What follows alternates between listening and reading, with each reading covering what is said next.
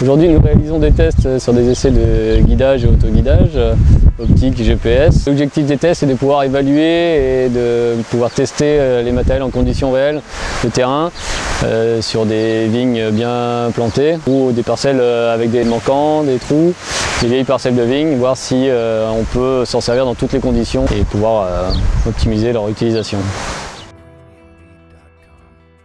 L'autoguidage en viticulture, ça reste quelque chose de confidentiel, très peu de personnes sont équipées, ça commence à venir, on en parle beaucoup.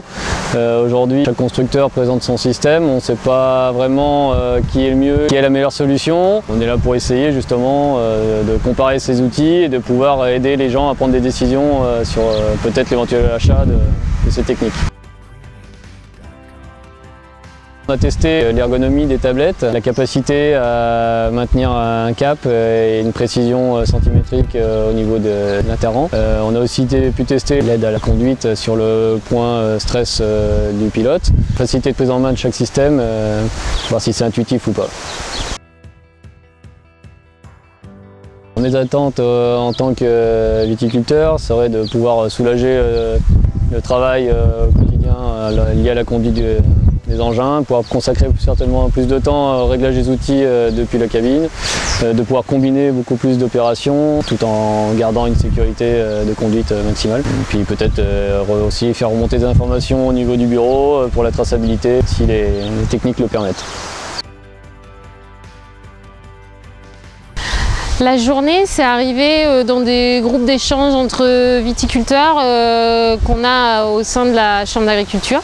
Et on a discuté ensemble et il y a deux thèmes qui sont ressortis, et dont tout ce qui était numérique, agriculture de précision et donc le guidage du tracteur.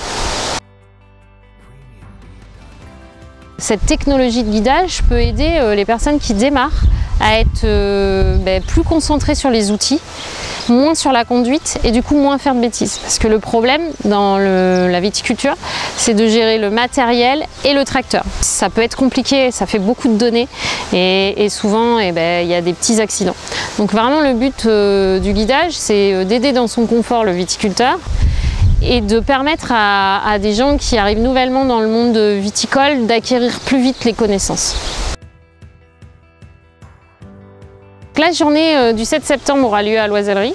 C'était une demande de ma part d'aller dans les lycées agricoles vers les jeunes parce que c'est eux qui vont utiliser tout ce matériel de demain. Cette journée, elle va être découpée en plusieurs petits ateliers où on va pouvoir déjà apprendre les différences entre qu'est-ce que le RTK, qu'est-ce que le LIDAR, voir le matériel fonctionner, voir les résultats qu'on en a eu.